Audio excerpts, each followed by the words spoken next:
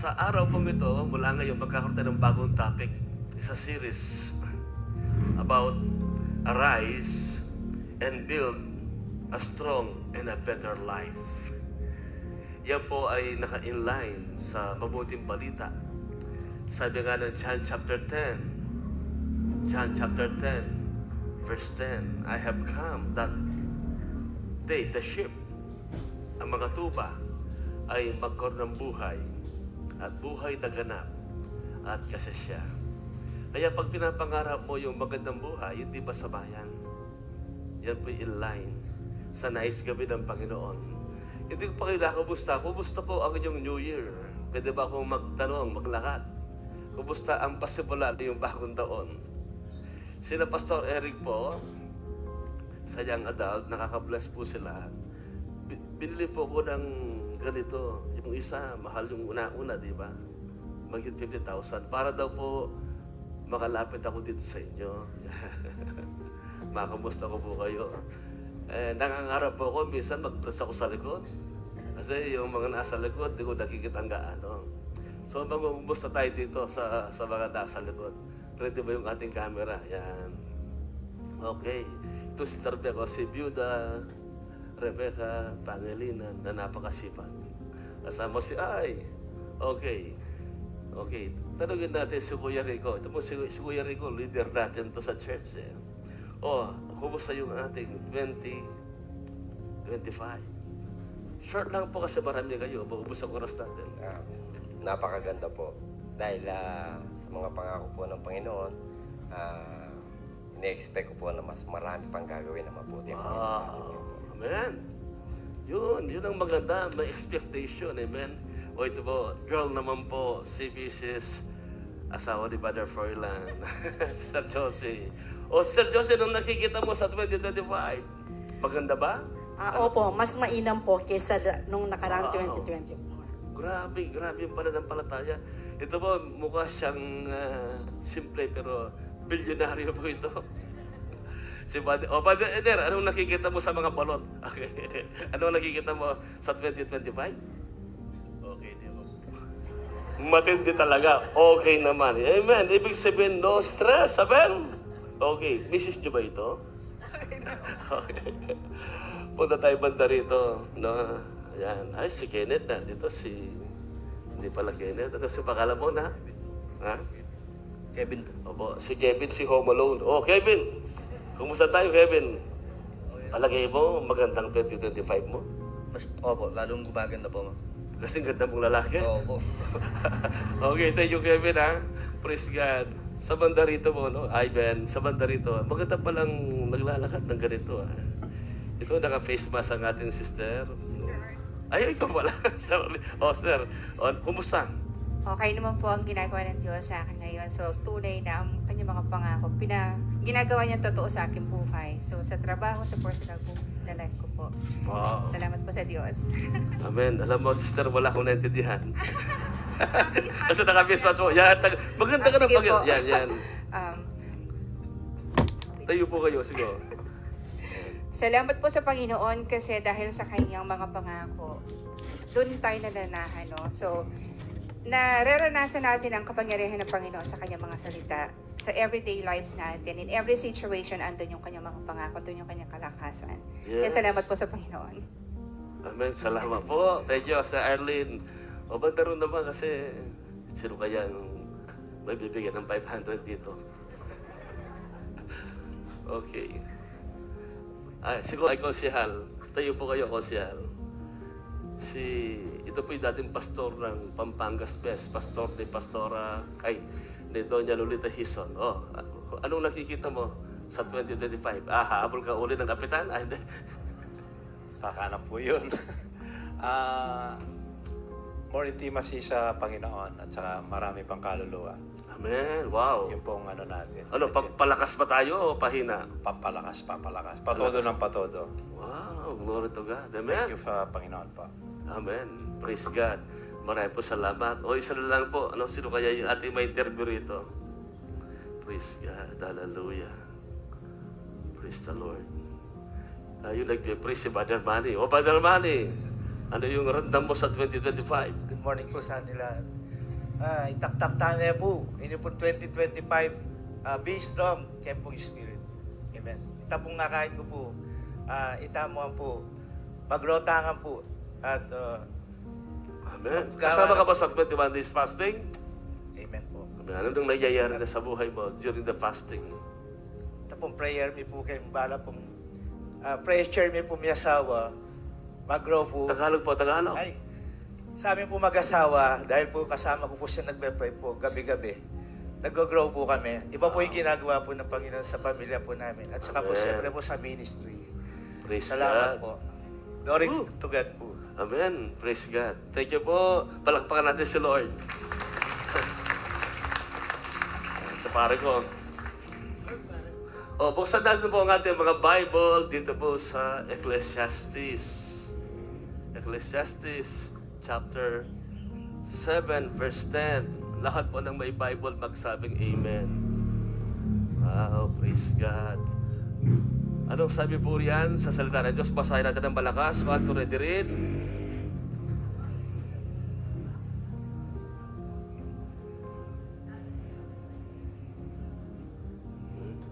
Anong sabi po ng pinakamatalinong taong nabuhay sa mundo na si Haring Solomon? Anong sabi niya rito? Siguro dialogue na ito noon eh. Ano sabi niya? Huwag mong sabihin. Huwag mong i-confess. Huwag mong sabihin. Bakit mas mabuti noon kaysa ngayon? Nung panahon ni Marcos, di ba? Nung panahon ni Lapu-Lapu, ng peace time. Bakit mabuti? Sabi niya, dahil ang tanong na yan ay walang katuturan. Sabi nga sa English sa NIV, do not say, why were the old days better than this? For it is not wise to ask such question. Now, bakit hindi magandang ang ganong uri ng tanong? 5 bagay ang pinapakita pag gano'n ang ating dialogue sa buhay natin. Una, it shows that you lack visions and dreams. Wala kang nakikita na maganda. Wala kang pangitain, wala kang pangarap. Sino sa inyo may pangarap? Alin po, libre pangarap. At lahat ng nangangarap na maganda, isang araw makikita mo, mangyayari. Kahit mataas ang pangarap mo, kasi taas ng bituin, maganda yan. Sapagkat kung sakaling hindi mo man maabot ang bituin mo, babagsak ka sa buwan. Astronaut ka naman, di ba? Sabi ko nga sa anak ko, wag mong pangarap ang makapasa ka lang.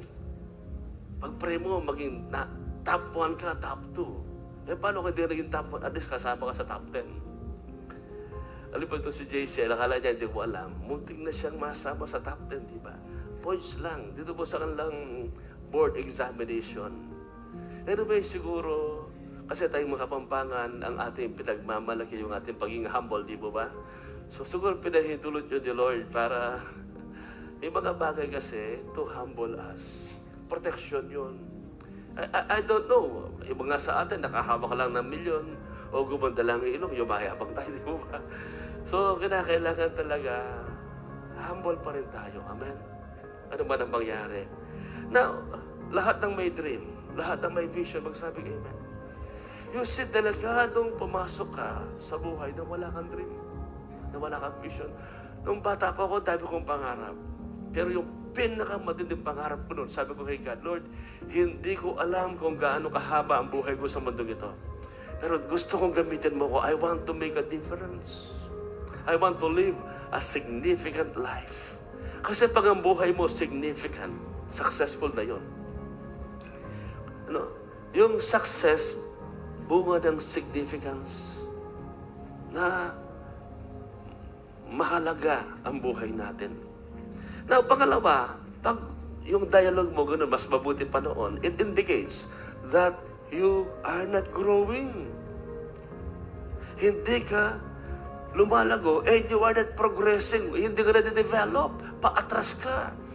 Paurong ka. Dapat yung development natin sa buhay, tuloy-tuloy. Yung progress natin sa ating kaisipan, sa ating spiritual life, even sa physical.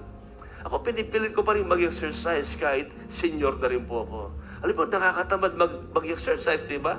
Ang ginugol ko, araw-araw, 10,000 steps sana. Nahihirapan ako. Kuminsan, 6,000, 5,000. Kuminsan nga, bokya po ako. Now, this fasting, hindi muna ako naglalakad. Lumilipad po ako. Kaya, gusto ko lang kayong tumawa. Kaya nga po, if you are not progressing, no, you are decaying. Alam mo yung muscle natin, pag hindi ba ginagamit, lumiliit. No? Especially pag tumatanda tayo, nagkakaroon tayo ng lack of proper nutrients. Kaya nga, pag edad ka ng 50, dapat kamukha po ni Dindon Dantes. Nag-i-assure ka na. Ito, commercial na tayo. Kailangan yun, yung pampalakas ng katawan natin. Kailangan yung muscle. Ngayon, mahalaga yung paggalaw. Kaya this year, exercise mo yung faith mo. Amen? O arthritis, layas. Lakad ka. Huwag kang papayag na ang kwento ng buhay mo magtatapos kay Rayuma, kay Brother Ray, at Brother Art. Arthritis. Amen? Lumabang ka. Eat healthy food. Huwag mong hayaan yung kalusugan mo. Sabi ka sa mga anak ko, anak, kainin ninyo ang pagkain ng gulay na parang medisina. Like a medicine. Yung healthy food. Sapagkat pag hindi mo ginawa yan, kakain ka ng medisina mo, ng medicine, ng gamot mo na parang pagkain mo. Amen? Minsan nga, meron ko nakita, dami, colored pa, nakaganyan. Nakaganyan sa labas. Na, dumarating yan. Pero pwedeng maiwasan. Amen? Ang mukha ngayon, sa fasting natin, kaya pala nating huwag kumain ng baboy. Amen? Pero malapit natin kumain ng baboy. Kaya pala nating puro gulay lang, stop. Amen? Kaya ang ganda ng ginagawa ni God sa church is all for our benefits. Kaya talo ang wala sa church. Talo ang walang Word of God. Talo yung mga hindi nakakarinig ng ganyang mga message sa church natin. Amen po ba mga kapatid? Kaya pagkasabi sa katabi mo, panalo ka na. Hallelujah. Palakpakan natin si Lord. Hallelujah. Hallelujah. Kaya, sabi niyo, progress. No? Sulong, mga kapatid. Lumago ka. Magbasa ka pa. Makinig. Amen? Exercise. Mangarap ka pa rin. Huwag mo mayan yung ending ng buhay ng kwento mo sa kalungkutan. Sa regrets. Alam po, lahat kasi ng buhay mo ngayon nasa future nasa inaharap. Yung nakaraan mo, tapos na yun. Amen po ba? Kaya, your present is a present from the Lord. Yung kasalukuyan mo ay regalo na galing sa Diyos. Pakisabi sa katabi mo, buhay ka pa. Present yan. Regalo ni God sa iyo yan. Paghusayan natin. Ngumiti tayo, magsaya, araw-araw, biyaya, araw-araw, kasama ang Diyos. Yung ating inabot, amen! Hallelujah! Akala ko po hindi ko makapipirit kasi buong linggo nangangaral tayo. Si Pastor Carmera, ready na, saka si Pastor William, no? Pero hindi ko matiis na hindi mag-print. Sabi ko, Pastor Carmela, gusto ko mag-print. Sabi ko, gusto ko magturo. Gusto ko mag-impart sa inyo ng Word of God. Nabubuhay ng ating pananampalataya. Magbibigay lakas sa atin. Kaya tanong ko, nag-grow ka ba? You see, growth is the only guarantee that your future will be beautiful, will be successful. It is the only guarantee, yung development mo, spiritual, personal, even physical development natin, is the only guarantee that your tomorrow will be great. Kaya dapat nag-grow tayo, lumalago. Huwag kayong matakot sa pag-aaral, especially ng Bible, ng Word of God. Huwag kayong matakot mag-attend ng leadership conference, leadership training. Huwag kayong matakot mag-fasting, hindi kayo mamamatay. Amen? Bakit? Lalo kang lulusog. So mga kapatid, growth is the only guarantee. The only guarantee. Pangalawa, pag sinasabi mong mas mabuti pa noon, ibig sabihin yan, ikaw ay nadikit na sa nakaraan. You are stuck in the past. nandun ka sa nakaraan. Parang yung favorite program mo, minsan may isang awit. Diba? And then marinig mo yung love song, yung nakaraan. Bumabalik ka kay Gloria Romero. Bumabalik ka kay Rogelio de la Rosa. Bumabalik ka doon sa panahon na ni Tessie Quintana at ni Dolphy at ni Babalu. Sino sa Diyos, sana may time machine. Sana may time machine. Bakit? Babalik ako ng bata ko doon sa bukid. Okay naman yan eh, di ba? Pero walang time machine eh. Bakit? Bakit walang time machine at hindi totoong time machine? Kasi gusto ni God mag-move on ka. Gusto ni God, ikaw ay magkaroon ng pioneering spirit na ikaw, sa panahon mo ito, lilitaw yung galing ng Diyos, yung ganda ng Diyos sa buhay mo. Ang Diyos natin hindi nauubusan ng maganda. Laging may bago, laging may milagro, laging may himala, laging may pagpapala. Amen? So, isipin ba ngayon, 2025, ano kaya naghihintay ng maganda sa akin? Hallelujah. Amen? Ano kaya naghihintay ng maganda sa akin? Ano kayo inihanda pa ni God sa akin na talagang niready niya? Kaya mag-develop ka, pag-usayan mo, prepare yourself. Sapagkat ready na yung blessing eh. Ikaw na lang ang hindi ready. Handang-handa na yung mga pagpapala. Ikaw na lang ang hindi handa. Kasi pag hindi ka prepared, alimbawa yung anak mo, pag hindi prepared, bibigyan mo ba yan ng sasakyan? Ng malaking pera na, alimbawa, 10,000, bata lang yan, 2 years old. 7 years old, bibigyan mo ba yan ng malaking halaga? Hindi, depende yan sa kanyang capacity.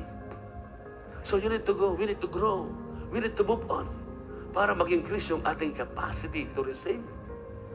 Capacity to take responsibility. Yun siya yung pera, yung trabaho, responsibilidad yan. Magandang tingnan, mabuti pa siya CEO kung alam mo lang yung problema ang sinosolve niya. Kung bisa hindi makatulong. Pag hindi mo kapasidad dyan, mabuti ka pa, guru ka. Ang ganda ng sweldo. Kung alam mo lang yung sakripisyo ng mga teacher. Diba? Yung stress. Isa nga po meron tayong kapatid. Sa high school siya.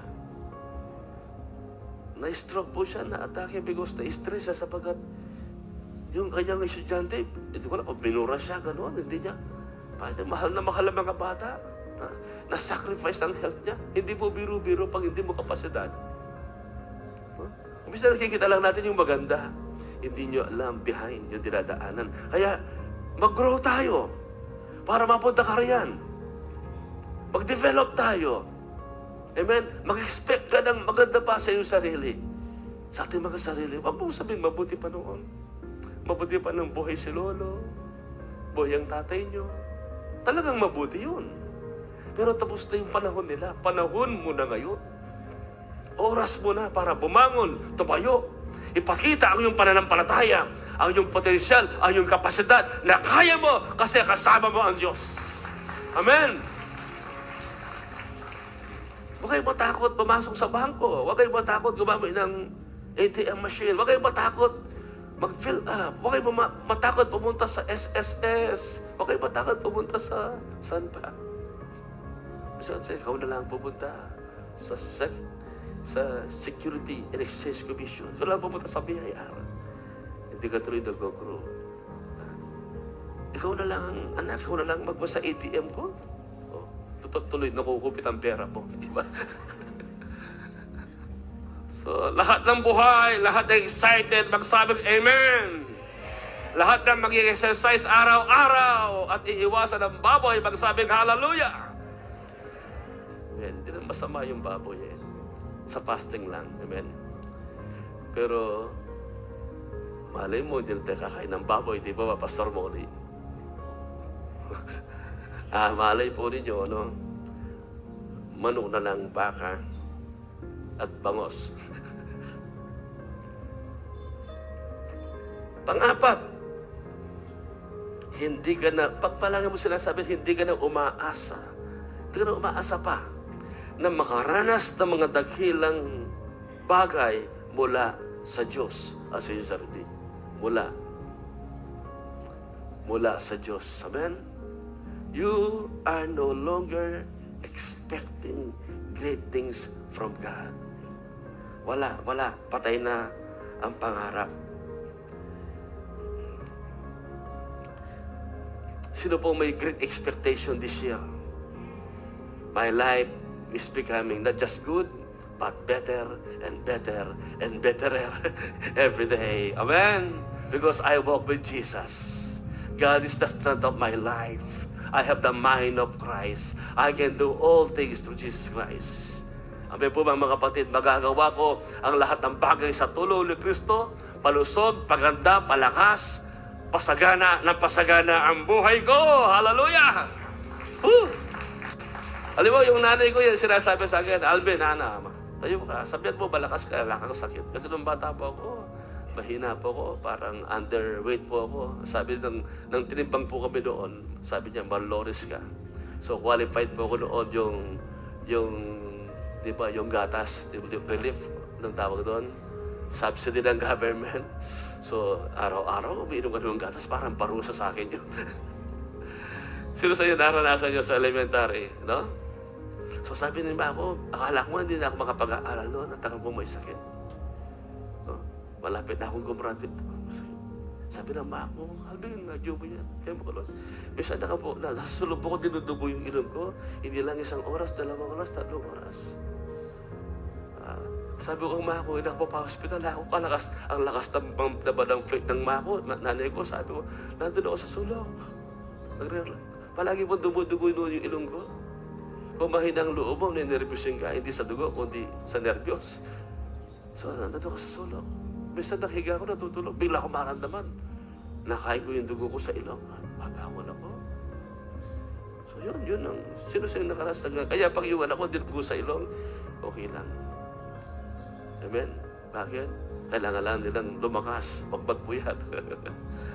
So, huwag natin kaagad interpret ng masama. May Diyos tayo. May plano siya sa buhay natin. Amen? Labanan natin yan. Sabi na sa akin, mga kanggulay, talbos ng kamote, gulay, ilong ng manok, huwag ka magpuyat. Kaya noon, 7:00 pa lang, gising na ako. Pag 9:00 na, puyat na ako, kinakabahan na ako. 9:00 na, sabi ko. Ngayon ng mga bata, hindi problema yan kasi maagang natutulog. 1:00 ng madaling araw. Di ba maaga yun? Ha? 1:00, 2:00 ng madaling araw. Natutulog na. Kaya maaga silang natutulog, hindi puyat. Mga kapatid, panglima, nasa introduction pa lang tayo. Panglima, it's tantamount to say that your life is not better and amount to nothing. Parang sinasabi mo ng buhay mo sa ay walang silbi, walang kwenta. Mabuti pa noon. Parang sinasabi mo, walang kwenta ang buhay mo ngayon. Mga kapatid, huwag kang pakulong sa nakaraan. Sa labas dyan, may bagong buhay, may maganda. Pag ang isip mo, ang damdamin mo, nakukulong sa awiting, how can I tell her about you? Girl, please tell me what to do. Everything seems bright whenever I'm with you. Oh girl, won't you tell me how to tell her about you? Kapatid, move on ka na, huwag kang pakulong dyan. May asawa ka na, gumising ka. Amen. Sino sa inyo parang gusto mong balikan yung high school life or my high school life?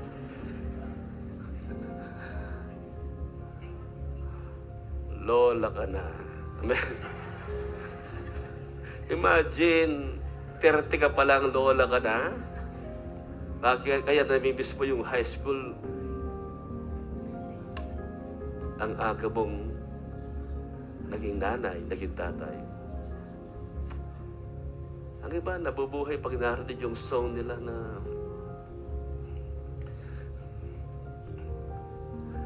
first love never die. Diba? Pag naisip yung first love nila, hanapin ko nga sa Facebook yung first love. Uy, hindi ko sa friend.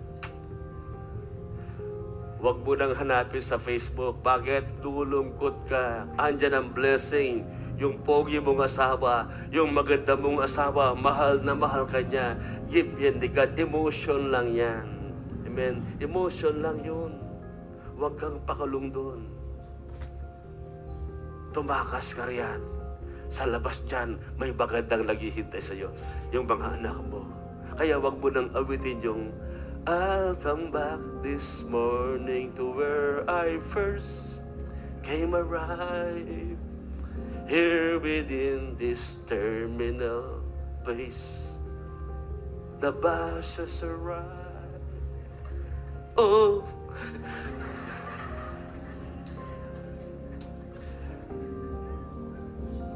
sabi niya, it is better if I've not been half a man. Ibig sabihin, may asawa siya.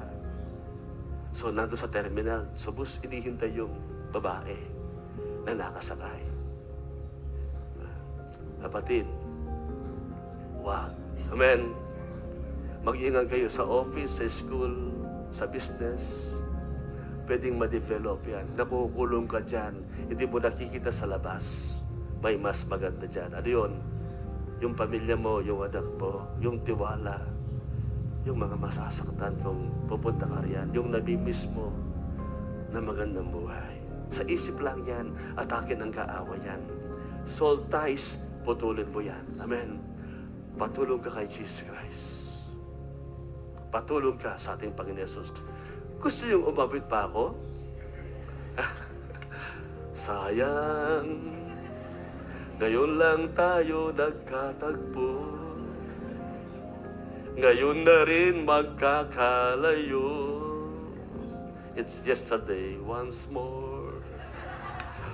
Every sha-la-la-la, every whoa-whoa still shine. When I was young, I listened to the radio, waiting for my favorite song. Lord, hindi mo ba ako nagkakasala? O baka po meron kayong request.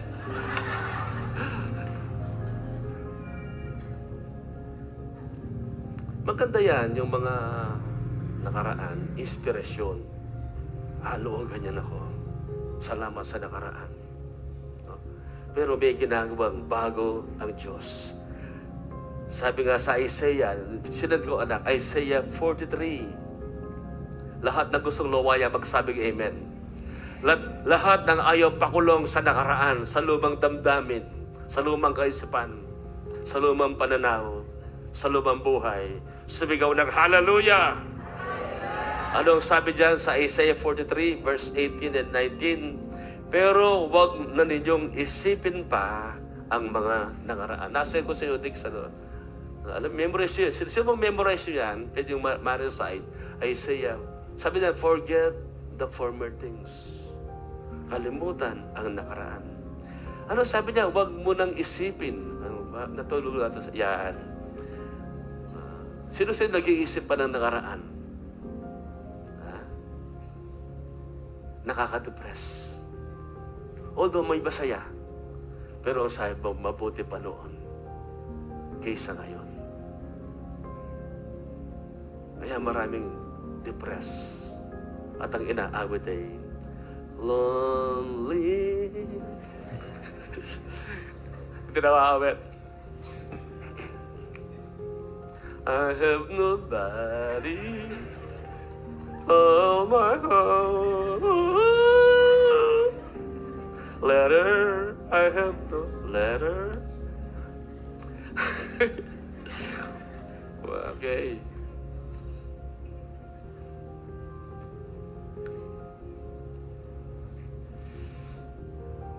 Anong sabi niyan? Huwag mo nang isipin pa magalit sa sarili mo. Huwag mo nang isipin pa. May asawa ka na. May bagong buhay ka ngayon. Yung nasunog mong bahay, yung nalaharma, huwag mo nang isipin pa.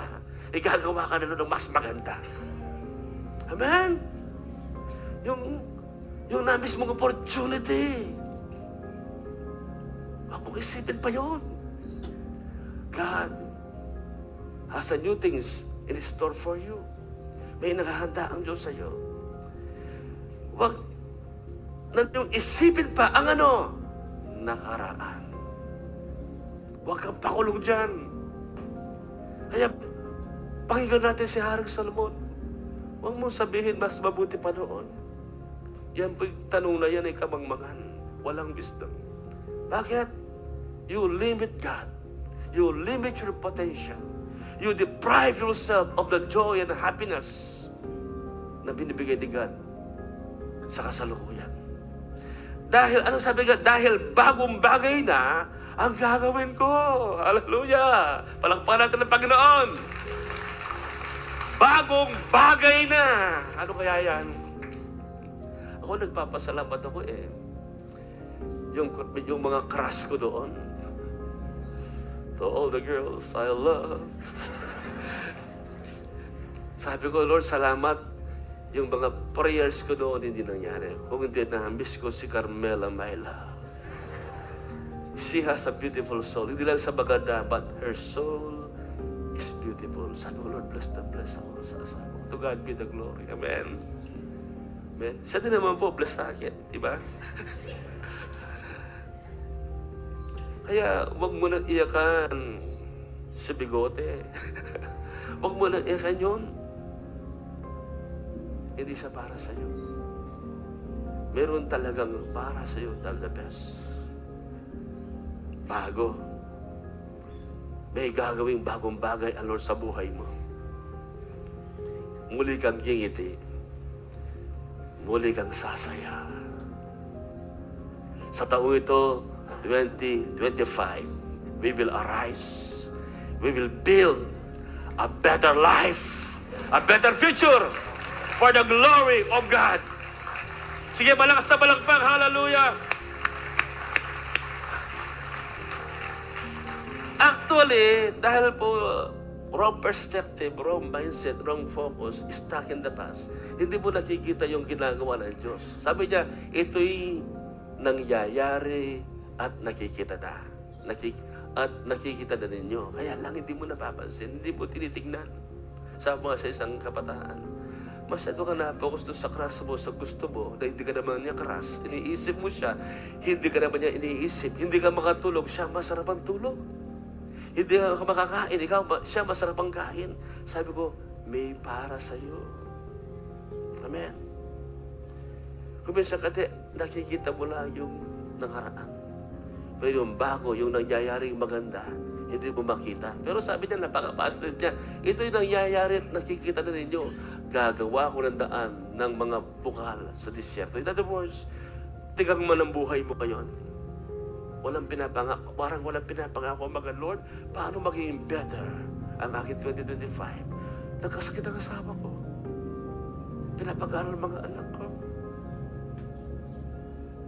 Kulang kami sa finances, sa resources. Ganyan sa disyerto. Maraming kulang. Maraming wala. Pero ang pinanggagalingan nating blessing ng pagpapala, hindi po yung 5 P's. Amen? 4 P's pala. Hindi po si PBBM. Ang pinagmumulan ng ating blessing ay sa ating pastor. The Lord is my shepherd, I shall not want. Amen? Si Jesus Christ. Maging bilib tayo sa ating Panginoon. Maging bilib tayo kay Jesus Christ na ating Panginoon. Remember this, your best days are not in the past. Akala mo yung nakaraan yun ang pinakamaganda. No. Maaari nasasabi mo yan, Bishop, kasi wala kang sakit noon, wala akong sakit. Kapatid, kahit may sakit ka ngayon, yung malusog ka noon, hindi pa rin yung best day mo yan. Ngayon, sa kabila ng problema mo, ng kapansanan, nararanasan mo at pwede mong maranasan si God. Ang kanyang lakas, ang kanyang milagro, ang kanyang biyaya, ang kanyang pagpapala. Eh, Bishop, namamatay na po ako. Congratulations. Bakit po? Yung best day mo, yung talagang pinaka-best day mo, ano yun? Ang pinaka-best day natin, yung makita mo si Jesus. Ligtas ka, napatawad ka, katanggap ka sa langit, sapagkat nagsuko ka ng buhay sa Diyos. Palagi kang panalo, palaging best ang buhay natin because we have the best Savior, the Deliverer, the one who died for us, Jesus Christ. Kaya kung sakali, grabe na ako, Bishop, best day ba ito? Oo, bakit? Gagraduate ka na, kapatid. Amen. Makikita mo na si Lord. For me to live is Christ and to die is gain. Kaya kung sakaling katabi nyo, malapit na siya mamaalam. Ang katabi nyo, malapit na umuwi kay Lord, sabi mo, congratulations, ha? Ang iba nga walang sakit, biglang-bigla namamatay. Iba pa rin yung kapag handa tayo. May pag-asa tayo, hindi lang sa buhay nito. Sapagkat kung ang ating pag-asa ay sa buhay lang na ito, kawawa tayo. Dahil si Jesus ay muling nabuhay, may pag-asa tayo. Amen. Kaya, mga kapatid, huwag mo nang sabihin at isipin, sana mabuti pa noong 50s, noong 30s, noong peace time, mabuti pa noong 80s, 70s, 90s. Pag ganyan ang sinasabi natin, you are not progressing. Digressing ka, you digress you. No? Pababa tayo. Sa mga nabubuhay noon, okay yun. Pero iba yung panahon mo. Yung panahon ni Moses, panahon niya yun. Pero itong panahon ngayon, panahon mo na ngayon. Nais ko lang ulitin, yung Ecclesiastes 3:1, ang lahat sa mundo ito'y may kanya-kanyang panahon. May kanya-kanyang panahon. May kanya-kanyang oras. Kagaya ng madalas ko sabihin, malay mo, panahon mo na pala. Amen? Sabi nga po, kapag nakapanahon ka, bebenta ka. Naalala ko yung kwento ni Ray Valera, di ba? Kawawa siya.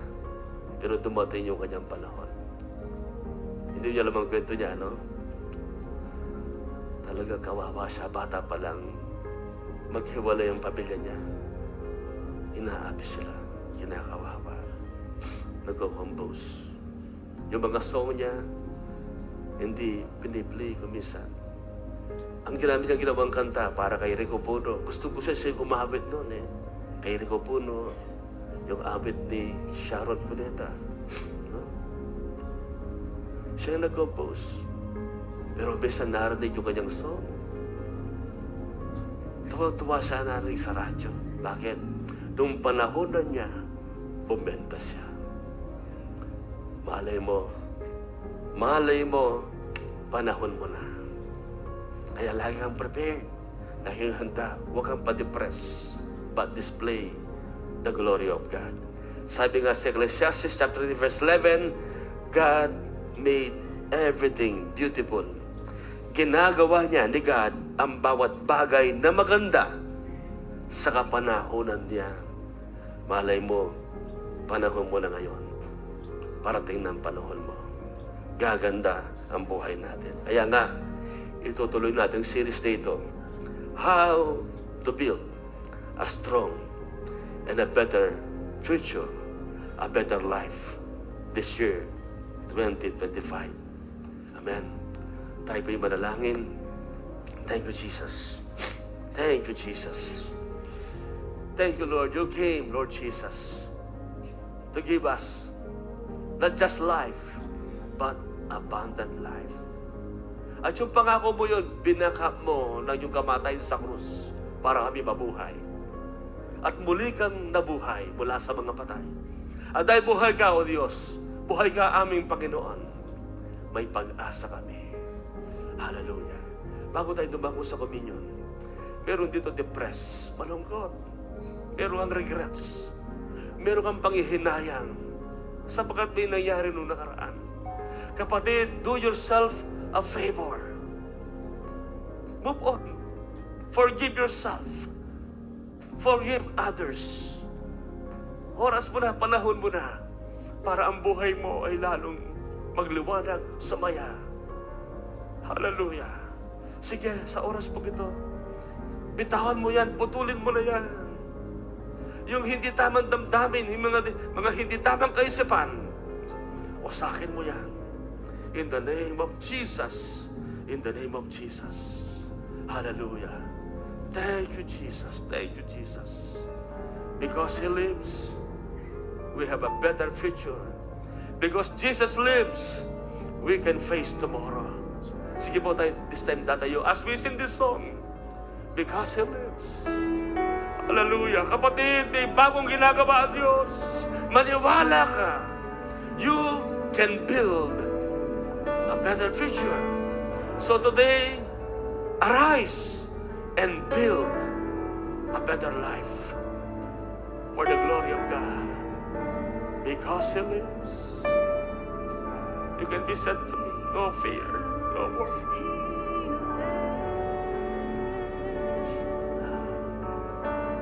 I can face tomorrow Because He lives. Pastor William. because He All fear is gone. fear is gone. Oh, because I know. Because I know He holds the future. That life is His life is worth the living just because Sing it with faith, kapatid. Buhay ang Diyos, buhay si Jesus. Huwag kang malungkot. May magandang mangyayari pa sa buhay natin. Lakasan mo ang loob. Gagaling ka, lalakas ka. Jesus. Oh, because you live. because All fear is gone. Sing it with faith. Sing it with faith. Because I know.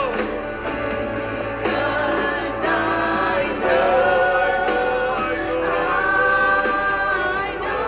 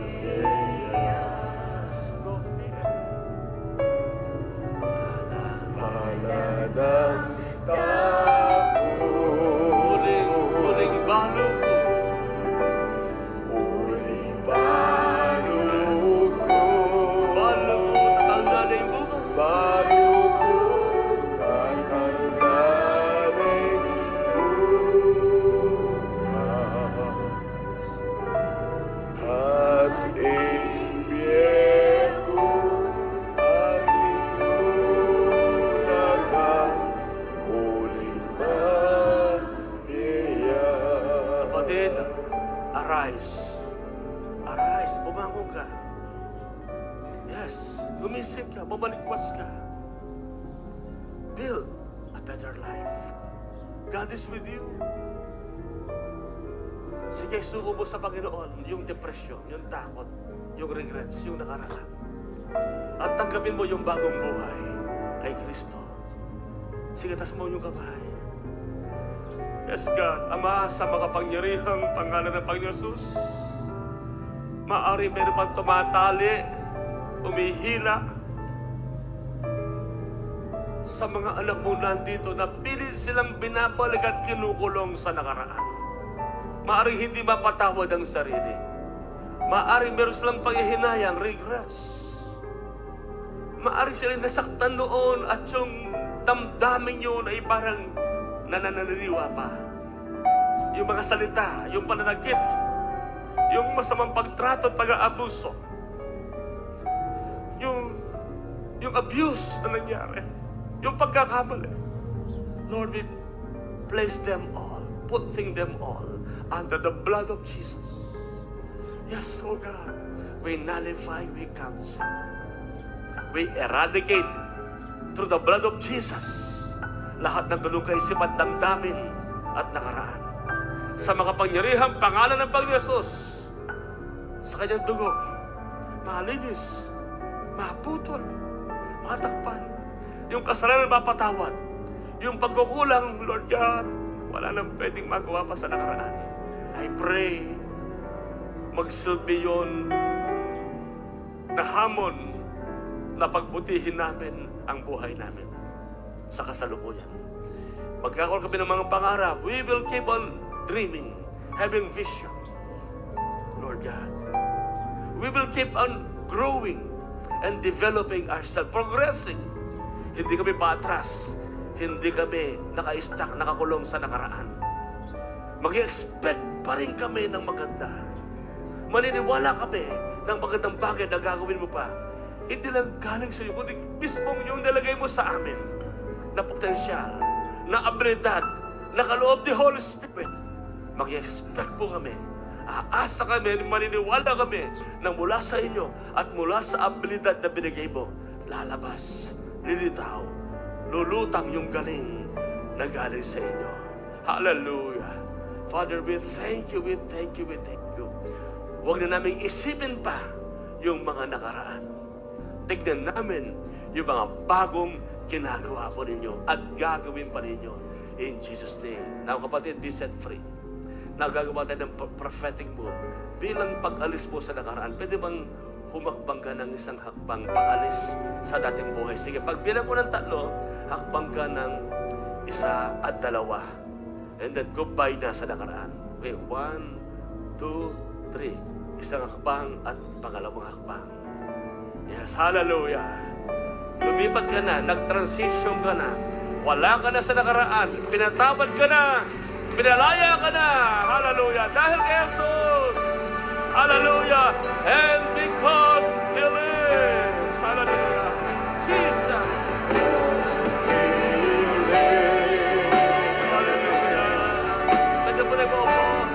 I give praise to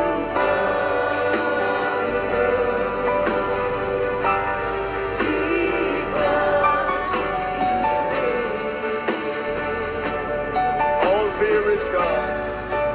All fear is gone. And because I know